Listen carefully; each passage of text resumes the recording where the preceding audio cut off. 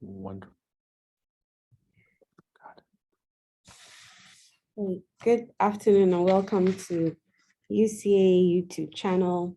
This is Ruth Wamajokum, graduate research assistant and doctoral student at UCA headquarters at Michigan State University. I'm here today to interview Dr. Rodríguez as part of his candidacy for the UCA Executive Committee. Today, listeners will be hearing from Dr. Rodríguez. He's the Associate Dean of Equity, Inclusion, and Community Engagement at the Mary Lou Fulton Teachers College of Education at Arizona State University. His research highlights the need for systemic equity and culturally responsive leadership and policy across the education system. Welcome, Dr. Rodríguez. Well, thank you, Ruth, for having me and for this time and for this wonderful opportunity to essentially serve a greater purpose for our community. So thank you, Ruth, for your time. Sure. Let's begin with the first question. So please tell us about your background and your work as it relates to UCA's mission and goals. So if you think about the history and the work around UCEA, the University Council for Educational Administration, it's important to think about how we support the not just the research development, but also the advancement of who's doing the work, right? So a big part of what we do is not just to support the research development around educational leadership and policy, but also it's important to recognize how we also support the development and growth of our scholars, of our community of scholars, right? And what does that look like, particularly across in a more inclusive approach that we're including our Black, Latino, Asian, and Indigenous scholars from our communities. And that's critically important, and that's a critical aspect of the work we do, is to foster the scholarship and the growth and success of our community of scholars. Given that, my work has always been around, not only specifically in some of my research work around leadership and policy, but it's been centered around how do we improve the educational system, especially as we try to think about systemic considerations, right? What does that mean to approach towards culturally responsive leadership in our work? Hence some of my work with my colleagues around Latino educational leadership as a concept and as an approach to serving our communities, but also what does it mean for our work when it comes to looking at policies that shape access and opportunity and ensure equality for all communities throughout the educational system as well, beyond just the culturally responsive leadership. And so some of my work has connected to that, so that the idea is to bring us closer to these systems, or systemic wide opportunities to serve more equitably and to respond more equitably with our efforts and our research, right? So we're connecting the dots, and that's critically important as we connect the dots from our own work and from the service and the scope and the history of UCA. Is not only do we want to foster that type of leadership and or research rather, but also how does that play out for our communities and development, growth, and success of our community of scholars as well. So I think that's an alignment there as we connect the dots. I think that's critically important for the role of an executive committee member. And how we connect the dots further as an organization is that I think that critical element of how do we do that as an organization. So I think that's how I believe I connect the dots from not only my research, but how my history of service with UCEA and other professional academic organizations as well, of course. So I'm blessed to be able to have this opportunity to continue to serve, given that, and blessed to be here. Thank you. I think you touched a little bit on the next question, but I'm just going to ask you for a deeper thought on that. So you've served for several years as an executive committee member. Tell us about your engagement in UCA's governance. Well, it's definitely rooted in my history of service to UCEA. One, not just going back in my time actually when I worked for UCA headquarters like you are now, while it was hosted at the University of Texas at Austin.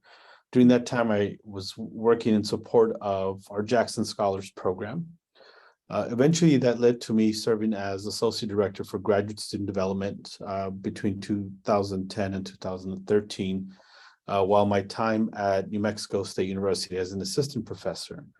I say those things because there's a connection to when my time at a Hispanic serving institution and my time in enhancing our efforts, particularly with our Jackson Scholars programs, and not only looking at how we can support their success and achievement, but moreover, how do we help really maneuver strategically, how we diversify the academy, how we diversify the field of professors, right? How do we ensure that we're being more inclusive of scholars of color at our institutions? So that work is an alignment to, from my time at the headquarters to then serving as Associate Director of Graduate Student Development, my time also in my own work and other engagement of other organizations with their ARA or UCA. So that continues that kind of conversation of how do we help, particularly in an area to foster the kind of inclusive community that we strive to be across, perspective of representation across all of our communities, Black, Latino, Indigenous, and Asian communities as well. And so for me, that's a big function of who I am, right? That goes into my time at Howard University as an HBCU. During my 7 years there during that time is when I had served not only as a plenum session representative from not only at Howard, but also at New Mexico State. So I did 3 years at New Mexico State as a plenum session rep, and then 3 years as plenum session rep at Howard University as a leading HBCU, which had just become a member. So fostering that support and growth has been key to that.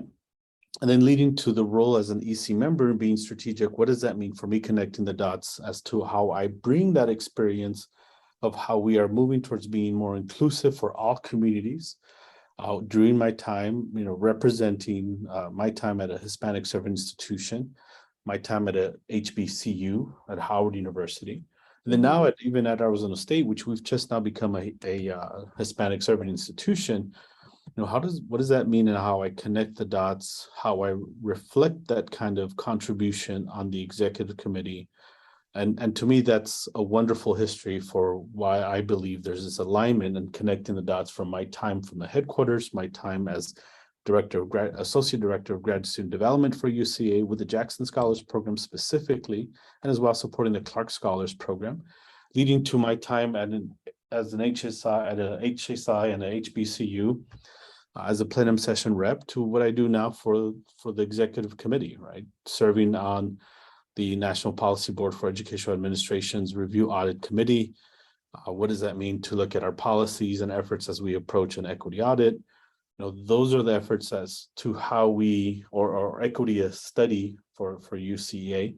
But those how, when I come to my role and how I connect the dots, that reflects that history very well. And so I'm proud to be able to be in a position to continue to serve and make those commitments to essentially back to improving the research and both supporting the development of scholars and to being more inclusive as an organization. All right, sure. Thank you. That has actually answered the next question. So I'm just going to move on to the next one, which says, discuss with us your scholarship, research projects, teaching, and or service that can inform the work of UC, particularly the work of the executive committee.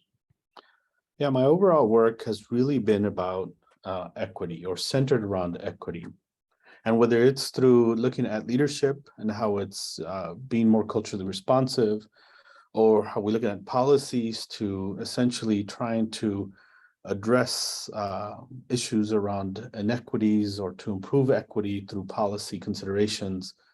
And to doing so across the educational system for me has been important. So my work has been around trying to look at how do we not only look at different points and how do we look at how this educational system can improve access and opportunity for all communities, but it has how I've strived to push that. I think where I am now in my own kind of sense of understanding and connecting the dots is well, let me go back. Part of the reason I've done that historically is from this pressing need that we needed to improve our educational system. And to hear some of our scholar elders that, remember having a conversation 20 years ago as a young grad student, and then hearing our scholar elders talk about the struggle as scholars in the 70s and 80s and 90s, and talk about that not much has changed. We're still in the same struggle. I told myself 20 years ago, what's going to be my response to changing the system? Or am I going to be saying the same thing 40 or 50 years from now? This is 20 years ago. So now I'm halfway there. I'm 20 years into my academic, my career in higher education. I've been an assistant professor, associate professor, and academic since 2009. And so over that trajectory of time, I have to ask myself, what have I done to improve the system? So my own work is now pushing me to think about, all right, perhaps we need to be centered around systemic equity, inclusion, and justice. It's not enough to just talk about equity for one component here and one other component there, or one effort here. We really have to push ourselves to be systemic, right? So I'm at a point now where I'm pushing myself to think, okay, how do we think systems? How do we think, organizational wide perspectives and approaches towards striving to achieve systemic equity and inclusion and justice in our work? And so that's where I'm at now. And so my role is, especially as role as an academic, we like to separate that by what does that look like from research? What does that look like for service? What does that look like in our teaching? It's still about connecting the dots in that regard.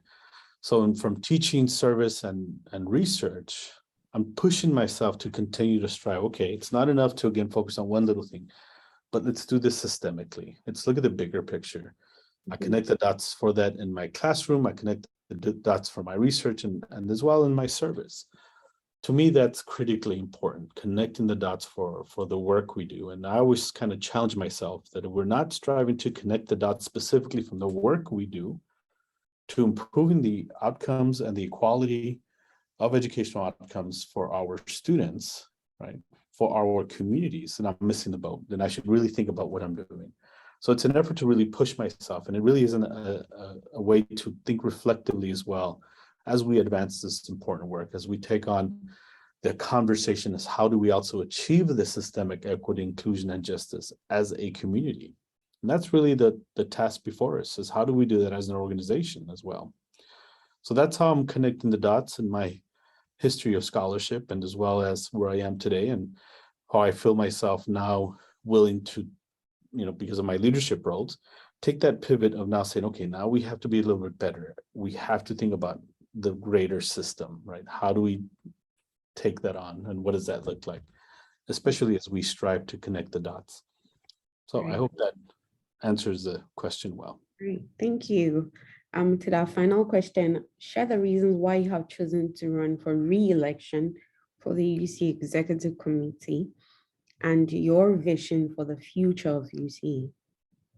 Well, for me, as I mentioned earlier, it's a history of providing efforts to be not only more equitable in our work, but also when you think about, how are we more inclusive? How is that being more inclusive? How does my time either at an HSI or an HBCU playing a role in the kind of research development that we should be contributing to our communities and the work we do, right? So it's not just about the idea that we want to be inclusive, but in being more inclusive allows us to also expand our research contributions as an organization. So for me, it's been important to represent my time on the board as to what that means for HSIs, what does that mean for HBCUs, what does that mean to leverage that institutional power of what such institutions, given their exceptional unique identity and who they are and the kind of work they do, what does that mean to then bring that into the center of the work we do as an executive committee or as an organization of UCEA? I continue to strive to not only provide that voice, but I'm hopeful that where we're at as an organization in the next couple of years, that we'll be able to provide some additional, more tangible contributions to be again, more inclusive in the work we do, and more inclusive in the scholars that we support. And overall, I truly believe that that will also help us in the overall systemic effort that we're trying to achieve to improve educational systems, right? I think leveraging that experience provides a unique position for me to be able to advocate for on the board. And two, how do we do that as a community, right? Because it's not just me alone, but it's my colleagues, it's my community, it's the executive committee, it's the organization. How do we do that deliberatively, right? So that we are working as a community to really advance and improve our educational system. So I carry that with me with the sense of humility as well, with a sense of feeling that I generally feel that I'm blessed to serve and blessed to be able to support the kind of efforts that we're trying to achieve. It's a blessing to be of service. And so I'm here to serve and look forward to another 3 years of service with UCEA. Wow. Thank you for your time and your thoughtful responses, Dr. Rodriguez. This interview will be archived on the UCA YouTube channel. Listeners can access at any time. We also encourage listeners to post comments and questions on this interview in the comments section. Thank you and goodbye. Wonderful. Thank you.